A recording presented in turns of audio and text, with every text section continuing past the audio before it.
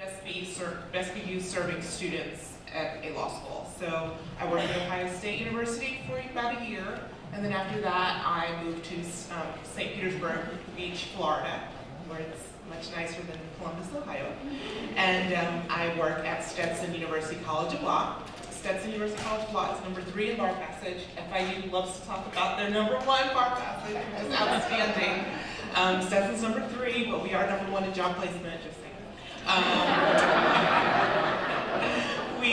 We are number 1 in trial advocacy, which means we train lawyers how to litigate, how to go to court, and advocate for your client. We are number 3 in legal writing, which is also very important when you're a lawyer. Part of what I do every day is I counsel students on careers, different opportunities that they might be interested in. I help them with their resumes, their cover letters, their interviewing skills. I also kind of run the pro bono program, and pro bono is when students and lawyers are helping people for free, using their legal skills to help people who are disadvantaged. So that's what I do, and I'm so happy to be here, and feel free to ask me any questions about divorce law or career development. Thank you. Good afternoon, everyone. My name is Monica Dula. I'm a criminal defense attorney with the Legal Aid Society Criminal Defense Division in New York City, particularly in the borough of the Bronx. All right, put it down. I represent people who have no money and have been charged with a crime in the city of New York, particularly the borough of the Bronx. I handle everything from disorderly conduct, which is a very low-level violation, to the heavyweight felonies, where your client's facing life on the end. Basically, I have to deal with prosecutors, judges, clients, families, and my supervisors all at the same time.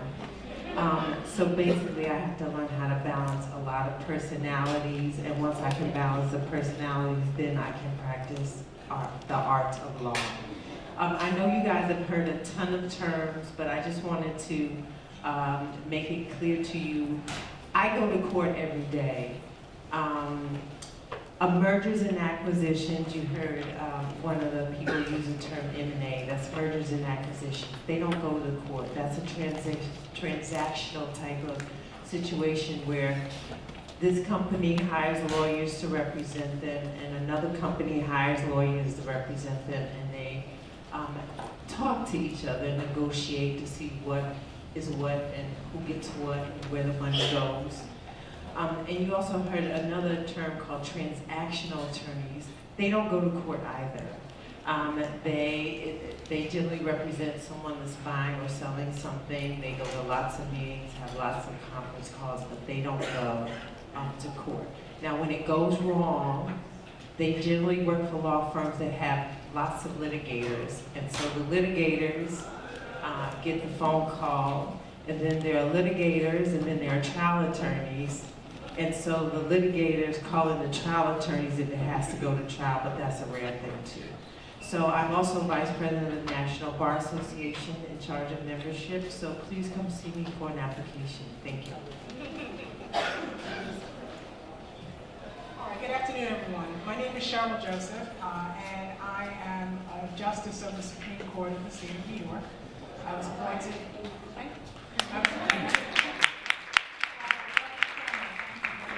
Court of Claims. I attended New York University as an undergraduate student. Thank you very much.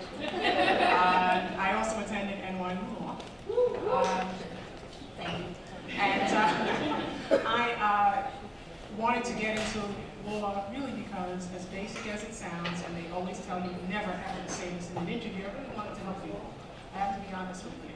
So at the time I went to law school, which was in the 90s, the thing to do was corporate law because everybody wanted to be like LA Law. That was the show. And I thought I wanted that too. So my first summer before law school, I was part of a program called Sponsors for Educational Opportunity, and I worked at Davis Polk and Wardwell. I didn't really like it, but someone told me to give it a chance. And my first summer, I worked at Wachtell, Lipton, Rosen, and Katz. And then I decided that definitely wasn't what I wanted to do. I wanted to serve the public. And speaking to my parents who were immigrants to this country from the West Indies, Thank you, Trinidad and Diana. They were kind of shocked because they thought I was going to law school and make all this money. So when I graduated and got a job at the Manhattan District Attorney's Office, and I had to break the news to them that yes, I have these loans and I'm only making $33,000 a year at the time, when my colleagues were making about 80, which was like huge. It was tough for them to swallow, but they were very supportive. I, like my colleague at the end, had the best stories, not the M&A stories and not what happens, you know, in the corporate office, but I was like, I saw Jay-Z at court today. J-Lo was in my office today. Because back then, that's a different story, we'll talk about that later. But nevertheless, right now I preside in Supreme Court doing divorce, matrimonial cases. And I would agree with my colleague, they are tough cases. But again, in an effort to serve the public, it's also very rewarding. I would encourage any of you who are interested in public service. Certainly, I'm happy to speak to you, answer any questions that you have. It was very rewarding and fulfilling. My loans were the last thing on my mind. I'm still paying them today. I graduated from law school in 1996, but the loans didn't stop me from pursuing my dream. I wanted to be happy. And my theory was, they'll get paid. And they are. It's not like you're not. But it didn't stop me. So I'm happy to be here, and I look forward to speaking with you. Hi, my name is Sam Roberts. I am an Assistant General Counsel at Walmart Stores Incorporated in the Employment Division. I'm what you would call an in-house lawyer. I graduated from the University of Tulsa undergrad and did my law school at Temple University in Philadelphia, and actually just had to Google. It looks like we've lost our #1 trial advocacy ranking to Stetson, so congratulations. But we will be coming for the throne once again when it comes to trial advocacy. How I got to where I'm at right now, I started at a large law firm in Philadelphia, and then transitioned in-house to Rico, a copier company. And for the last 3 years, I've been at Walmart in Bentonville, Arkansas. So I can kind of walk you through my day-to-day as an employment lawyer. So I'm responsible for all of the company's single plaintiff wage claims and wage litigation. So I am, in that sense, a litigator. But because I represent the company, what I'll do is I will hire outside law firms and work with the law firms on the litigation. And I'll monitor things like settlement and trial and negotiations leading up to a trial. There are lots of conversations that happen on strategy and certainly around settlement approach. So that's kind of the litigation part of my job. But I also counsel the company whenever there are new programs or initiatives that the company wants to roll out. For example, if they want to switch from vacation and sick to a PTO program, if they want to do a pay raise or do something different with job classifications, they'll lean on me as their internal corporate support to give them advice and guidance. So I often have conversations with members of our executive staff. Corporate human resources is a big client for me. Another big client is field human resources. Field human resources managers and regional managers will call on me, not necessarily because someone's suing us, but for strategy when we're talking about either a termination or something that presents risk to the company. So that part of my job, it isn't always as contentious as the litigation. I'm often in a position where I can do some good and help our associates. And that part, I think, is really appealing about being an in-house lawyer, because it's not always a contentious litigation battle. Sometimes we're just coming up with the best strategy that's going to do the best good for our employees. All right, thank you to our attorneys and our judge. What we've just heard is where they are now. And for the next couple of questions, we're going to take a trip down memory lane and talk about when they were applying for law school and when they were in law school, and then we'll fast forward again to their current careers. So the first question, as far as when they were applying for law school, is about preparatory programs. So there are LSAT prep programs, how to be a good lawyer, how to get into law school programs. What preparatory programs are you aware of And please speak up if you have something to contribute on this particular topic. I'm not going to go down the line of questions. So, I'll speak first. There's a program called CLEO, C-L-E-O. I don't know if they're here or not. I think it's the Continuing Legal Education Opportunity Program. A lot of people come through that, and what it will do is give you a taste of law school. It will give you the skills that you need to get through law school, and it can oftentimes help you get into a higher ranked law school. There's also a program at St. John's University. I think it's called the Ron Brown Pre-Law Program, and it's run out of the law school.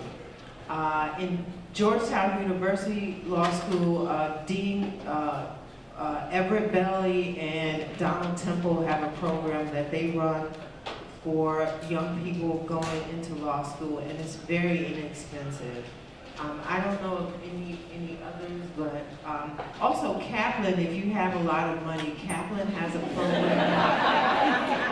they may have scholarships, which is a program that gives you insight into your first year law school. So Google those. The law school people will be here tomorrow. I think there's a fair, and see if they will help you. Also, the state of New York has like a CLEO program, and they can help you to develop the skills that you need to get through law school. I think it's not CLEO. I think it's the NYS LEOP. It's run through the Unified Court System of the state of New York, and it's in White Plains. So Google some stuff so that you can find out what's really out there and what fits your interests. And I'll just add, to be completely transparent with all of you, I think when I was in your position, maybe a junior and undergrad, I was living in the projects with no money, lights weren't on half the time. So I did not have the resources to pay for law school. And to add on to that, because no one in my family had a college experience, I didn't know what I was doing. So even though I was generally a smart person, my GPA did not reflect that because I didn't know how to navigate through undergrad. So the only way I was going to go to law school is if someone else paid for it. And thankfully, someone told me early on how important the LSAT was. So I'll repeat the same thing to you. You're probably at a point now where there's not much you can do about your GPA. It kind of is what it is. You have an opportunity, if the LSAT is in front of you, to show these schools that you are worthy of law school. Now,